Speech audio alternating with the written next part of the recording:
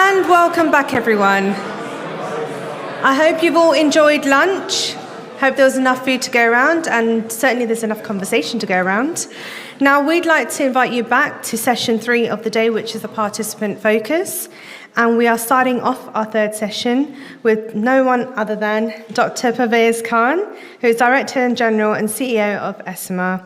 She will be discussing the professional implications of this emerging research space, the implications it could have on our profession, research practice, and standards.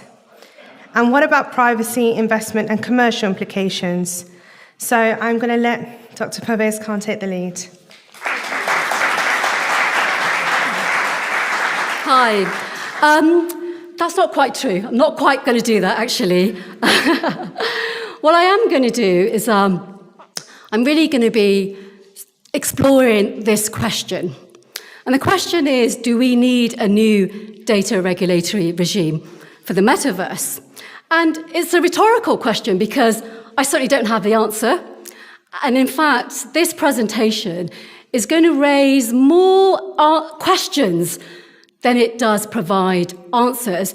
And that's because, firstly, with any new innovative technological development, the metaverse is going to raise a lot of very novel and very complex legal and regulatory issues around the rights of the users and the obligations of providers and all the various other entities in terms of building and maintaining the metaverse. It goes without saying, of course, that the metaverse, whatever it turns out to become, is developed and played out in an environment that is informed by and which prioritizes privacy and data protection.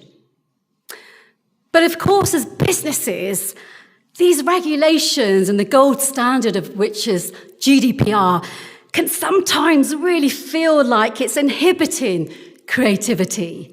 And is that too close? Just like booming out there. Can inhibit creativity and innovation. And that's because of this huge compliance burden that it does place on them. And as regulators, we're under this sort of this pressure to strike the balance between the strong business pressure to allow the free flow of data as a necessary part of a world in which economic growth is increasingly based on having access to and being able to use customer data. And then, on the other hand, the need to protect individuals from having their personal information misused, exploited, and mishandled.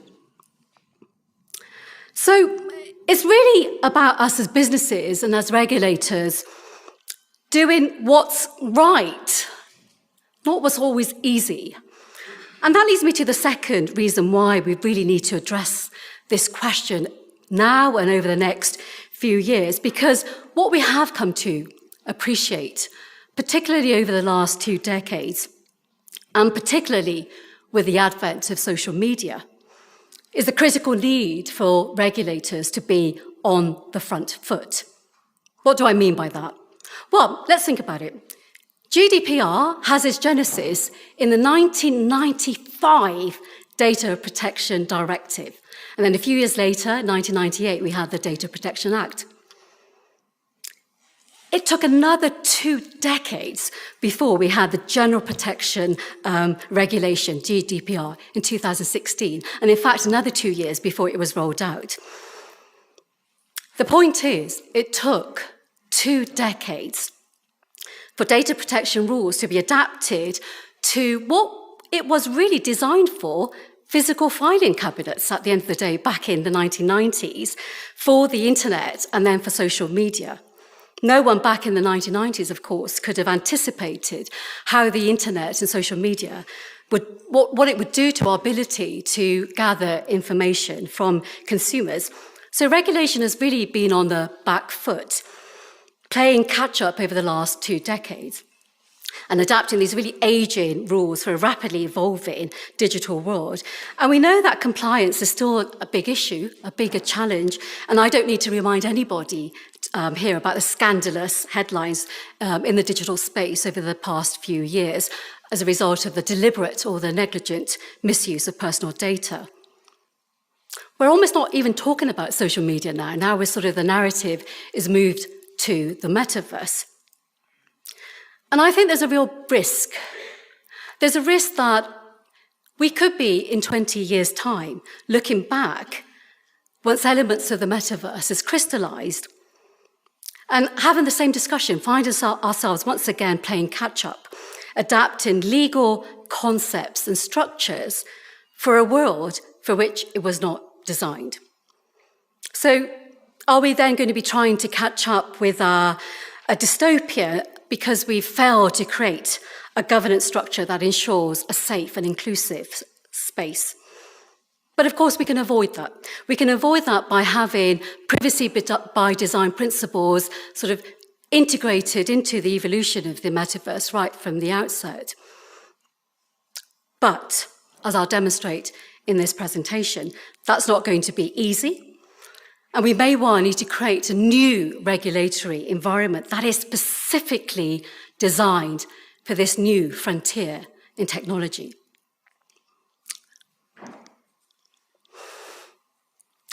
The reason it's not going to be easy is because of the very novel features of the metaverse. Reaching its full value proposition, and we've heard Carl and Nick and others explain what the metaverse may become.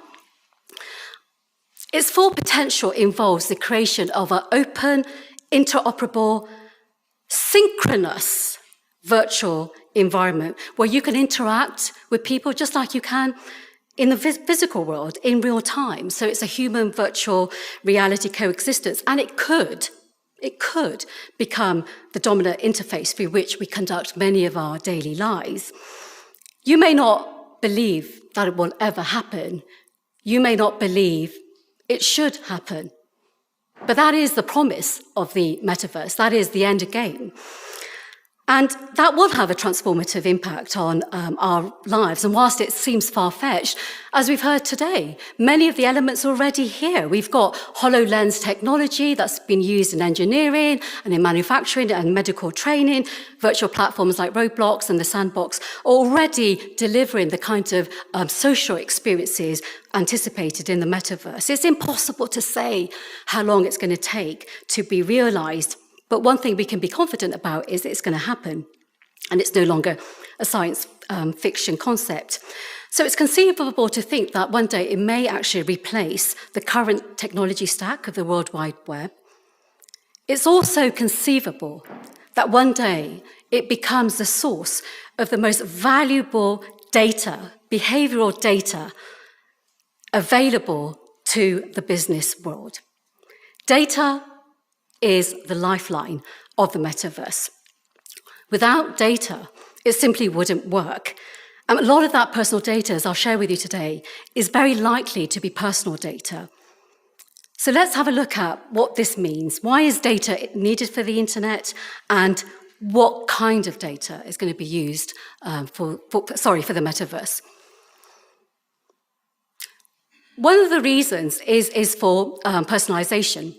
Firstly, we need a baseline of personal data simply for the devices to create the most accurate digital representation of yourself in your avatar form. You may be a pseudonym, but still you'll be identifiable back to the creator, the person creating the metaverse, creating the avatar. And of course, it's important because it prevents other people pretending to be you, but it's not yourself. So that security issue is a critical one. But more importantly, data is also needed on the user to create the kind of personalized experiences for metaverse businesses to create for users, so that those users are going to be more engaged with their products and more likely to buy their products in the metaverse. So the more information they have about the user, the more targeted they can eventually become in their marketing to that user. Arguably, that's no different to digital platforms that we have today and the social media platforms, But what is different is the potential in terms of the unprecedented nature of the personal data that can be gathered and the way that data can be gathered. So today, right, smartphone apps and websites allow organizations and businesses to understand how the user is moving around a web or how they're navigating an app. But tomorrow, in the metaverse, businesses will be able to collect that information about individuals passively in real time through their devices, which serve as entry points to the metaverse. And again, we heard today about VR and AR headgear, but in the future, with advances in sensing and display and optic technology, we may experience the metaverse through glasses, contact lenses, and other embedded technology. So let me give you an example of how that data might be gathered and why there are risks attached to that. So these are two examples of the metaverse, a virtual one and an augmented one, but the data issues apply to both. So let us pretend we're in our avatar form and we're going about our daily digital business. Let's assume you become hungry whilst you're in the metaverse. The metaverse will observe that you're glancing frequently at a cafe or that you're looking at cakes in a bakery as you walk around this metaverse society down the streets. It will determine that you're hungry and it will serve you food adverts accordingly. Contrast this to the current technology where only, you go on a website, you go on an app. By doing that, then the companies can ascertain that you're hungry and then that you're actively searching for food and give you recommendations. But in the metaverse, you don't need to proactively open your smartphone or your desktop because data on you can be gathered simply in the background as you go about your virtual life. And if the metaverse does become a space where we spend a lot of our time socializing, working, doing business, shopping, then we're going to be logged on for extended periods of time, which in turn allows a lot more behavioral data and patterns of that data to be tracked, and therefore more information gathered on us. Of course, these are all hypothetical at the moment. I'm talking about the possibilities in terms of what can be available.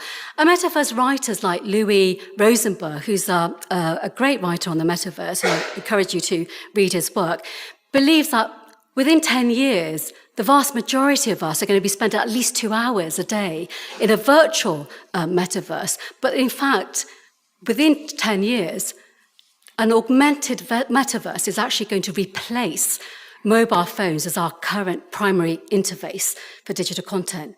So that's quite transformative if that does happen. So this, of course, provides the possibility for businesses to gather so much more information on us, store that data, profile that data at an unprecedented level. It's data collection on steroids. That's how I describe it, if it does happen. But for regulators, it's not the volume of data which is problematic. It's the type of data that can be gathered and the volume in which that type of data can be gathered through these devices, which are really worrying. So let's have a look at some of the examples of what this kind of data might be. Because we're not just talking about contact information here. The metaverse opens the door to the collection of all sorts of personal data, including sensitive biometric data. And this is, of course, already happening with facial recognition and fingerprint technology, which is already in a number of mobile devices. But the thing about those technologies is that they are currently opt-in only. We have a choice as to whether we want to engage with them or not. But many of these AR and VR technologies already provide tracking as just part of their general use. And as I've said earlier, as more companies start to develop haptic technologies for the metaverse, more wearable devices like gloves and glasses, motion sensors, companies are even producing earbuds and heart monitors specifically designed to be used in the metaverse. This, of course, allows the collection of all sorts of user interaction data, not just, who we're with, what we're doing, but, how we feel, our heart rate, through which they're going to make inferences about our behavior and profile us. Arguably, there are no limits with this type of technology. Now, I'm a big fan of technology. I'm just giving you a scenario of what could happen if there was no regulation. But there are regulations. I mean, at the moment, we do have very strict rules around what personal data can be gathered, and even more strict rules around the kind of biometric data that can be gathered, because that's a special category under GDPR. Our current GDPR legislation is based on the notion of data minimization. In other words, it encourages you as businesses to gather the least amount of data on consumers as possible. It reduces your risk, basically. Does this go against the concept of the metaverse? And again, we have to ask consumers permission before we can collect any personal data at different points across their user journey. In the metaverse, this is going to be highly problematic because restricting access to personal data goes against this idea of creating personalized, immersive, highly customized, and seamless customer experiences. Seamlessness in the metaverse demands that personal data can cross virtual boundaries at speed and without friction. That's what makes it synchronous, enabling users to move from one platform to another platform, from one experience to another experience. And maybe the future metaverse becomes a patchwork quilt of many different metaverses. Then data is needed so that you can move from one metaverse to another metaverse. It's difficult to see how you could operationalize our current consent management systems at speed in this kind of context. And I'll come back to this a bit later. But this seamlessness brings me to the second reason why data is so important for the metaverse, and something that Carl also dwelled on. Is data is needed for interoperability. To create a globally interconnected metaverse system where you can navigate across multiple virtual worlds and multiple virtual experiences necessitates the continuous flow of data between and amongst individuals and entities, businesses and all sorts of other supply chain operators. An interoperable metaverse would allow users to transport their avatars and all their other data, like their digital assets, between metaverse applications. So without this data sharing, the metaverse simply would not work. And I think it's useful to look at those building blocks again to really understand the role of data. And again, something that Carl touched upon. He mentioned 7 layers of the metaverse. I've just condensed these to 4, because the metaverse has you've got the content and the experiences at the top. That sits on the top of the actual platforms, which is serviced by the infrastructure and the hardware. And then you have a host of enablers, things like cryptocurrency, NFTs, to enable many of these transactions to happen. To connect all of these different layers or building blocks, you need data, so that users can move around and interact and communicate with others on other platforms and other virtual experiences. So let's take the example of you in your avatar form, and you have, say, a digital car in one platform. And you want to use that digital car, which you've purchased, to play a racing game in another platform. At the moment, you can't do that. In the future, you can. Data is needed to enable that to happen. Or say you buy an item of clothing which you now want to wear in a concert in a different metaverse or a different platform. Again, data is needed for that sort of synchronous sort of sharing of data and that synchronous experience. Now, given the sheer number of users who may end up using the metaverse and the sheer number of companies that are likely to be involved in making the metaverse work and provide selling products and services on the metaverse, and given that these entities are going to be coming from all over the world, arguably that requires data sharing at a scale that's never been seen before. So that's raising a number of flags in terms of, the personal data that's collected, the risk when it comes to sharing data, and I'm just going to run through what some of those are. So let's look at it from the perspective of businesses at the moment. So for those of you who have had to deal with GDPR, and it's not easy, particularly when it comes to the collection of personal data and sharing that data across physical borders, you will already appreciate the challenges businesses have to remain compliant. There are different privacy rules currently around what type of data can be collected. It also differs depending on what kind of organization you are. Health providers have different rules depending compared to, say, a financial provider or market research provider or a media agency provider. There are different rules around the purpose for collecting that data. Applying that cross-section of laws is already incredibly unwieldy in a relatively static environment like the internet. So it's really unclear at this stage how businesses can navigate privacy and data protection compliance in a live, synchronous, digital environment, and one that is arguably borderless. GDPR rules apply to the UK and the EU, but it's conceivable that one day you could have a situation where you're a vendor outside of the EU and the UK, and you end up targeting your products to somebody in the UK or the EU without deliberately meaning to do so. But given the borderless nature of the metaverse, that product ends up in the hands of somebody in the UK or in the EU. How do you ensure that you're compliant? As a business, do you then have to ensure that you are literally compliant with every single data protection rule in every single country of the world? Well, that's just not practical and not, something that a small business can currently do.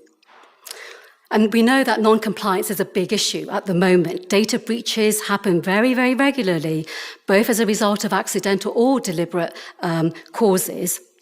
And a lot of those breaches come from social media. So there is a risk, if it's not managed well, that we'll see even more non-compliance in the metaverse, and we'll see more legal challenges coming from metaverse businesses because they found themselves inadvertently breaching some rule that they were not aware of.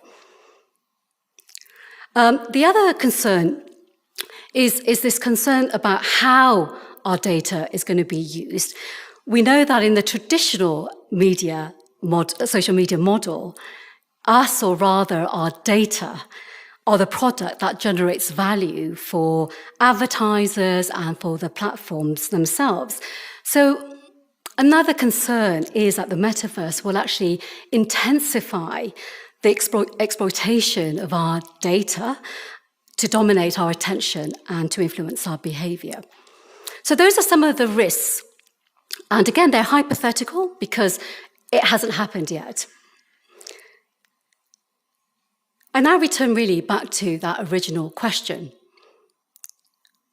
We need to be having these discussions now to prevent the risk that we have to play catch-up once elements of the metaverse have started to crystallize. And the question I go back to is, do we need a new data regulatory system that's specifically designed for the metaverse, or can GDPR be evolved in some way? And I'm going to be super difficult because I think to answer that question, or to think about how we can answer that question, we actually need to think about 3 other questions. And one of those questions is, who actually has responsibility for protecting users' privacy and data in the metaverse? We don't actually know who or what will own the metaverse or control the metaverse. Will it be a centralized metaverse controlled by corporations, or will it be a decentralized metaverse owned by us, the users? What we do know is that under GDPR, there are very strict rules around who is the data controller and who is the data processor.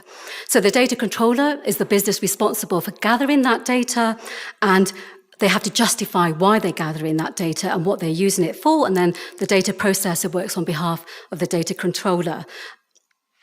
It's quite challenging already to demarcate the different roles in complex business networks as it is. And imagine, given the sheer number of entities likely to be involved in the metaverse, how complicated that can get, given the complex web of business relationships that might emerge. So really tricky to actually identify who's going to be the data controller and the data processor. So in this metaverse then, we could say that actually it's going to be the access point providers, the individual service platforms and hardware providers that should have responsibility, because they enable access to the individual at the end of the day. But maybe it's the content creators. Maybe they should take the responsibility for being the data controllers, given that they're creating the experiences. Or is it the people who enable those interactions, all the people who provide the digital assets and the cryptocurrency? Or does that responsibility lie with us, the users of the metaverse? Much of the narrative around the metaverse is about a corporate-controlled metaverse, and with the big tech taking the lion's share. But there are others who believe that the metaverse could actually be the starting point to move control and responsibility to data subjects who carry their data in their digital wallets or through smart contracts. Now, that fundamentally changes the understanding of data ownership. And while this idea is appealing, the problem with a distributed governance system is that it doesn't really provide any obvious recourse framework when things go wrong. I mean, would you rely on the metaverse being self-regulated? I'm not so sure that I will feel confident about that. The other question that we really need to ask ourselves, given current privacy laws, is who will determine which individual rights apply? Now, at the moment, under GDPR, individuals have the right to be informed about the collection and use of their data. They also have the right to withdraw consent, and they also have the right for their personal data to be erased. These are some of the rights that we have as consumers. And those rights are given to us based on our physical location. We are residents of the UK, so we're protected under GDPR. But how do you operationalize those rights in an environment that is virtual and that is borderless? We may have to consider all the laws that could be attached to an avatar as they move around the space of the metaverse and engage with all the different services and content that are offered by businesses in multiple jurisdictions at any one point in time. But think about how you would operationalize that. You might have a right to erase your data whilst you're engaging with a European business, whilst you're in some kind of interaction in the metaverse.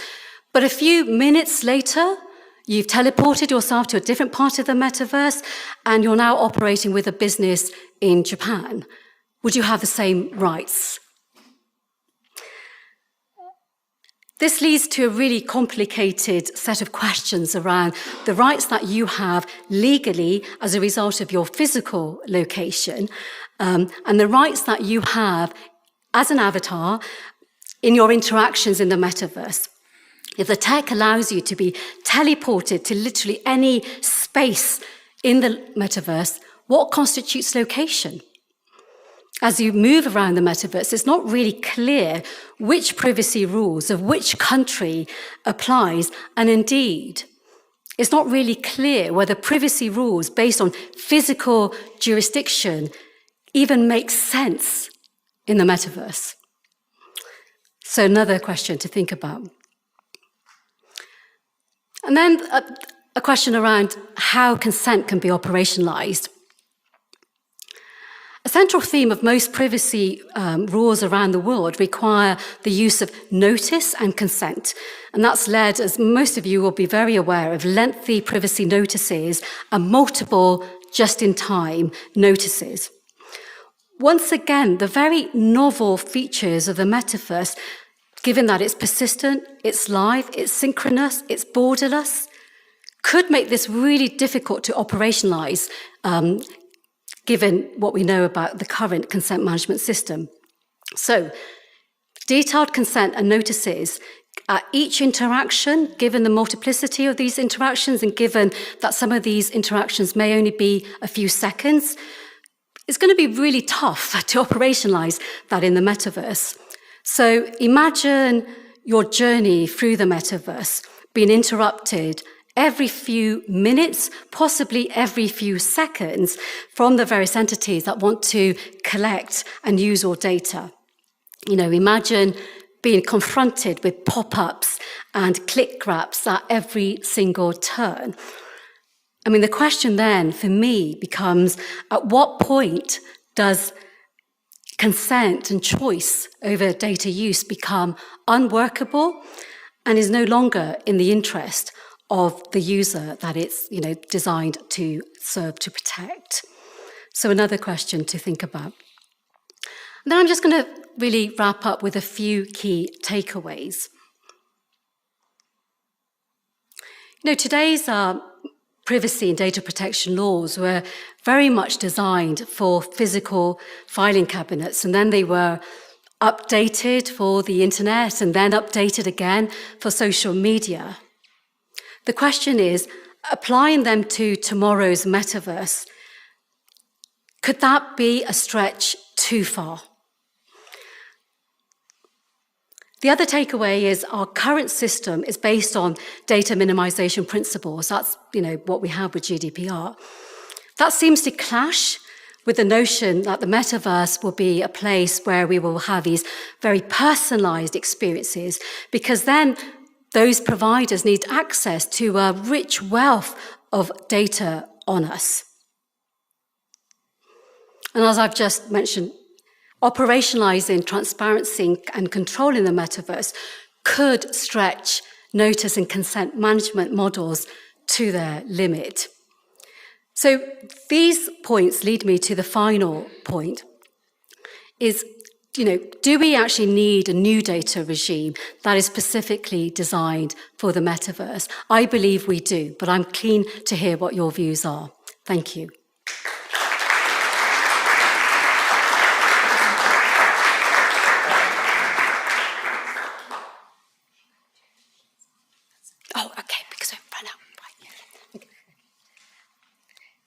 Thank you so much. I don't know how you're all feeling after that talk, but I've got lots of new bubbles around my head. It's exciting times hearing about the metaverse so far. And now I just think, do we really have clear guidelines? And I think this part of the day really helps us understand that participant focus.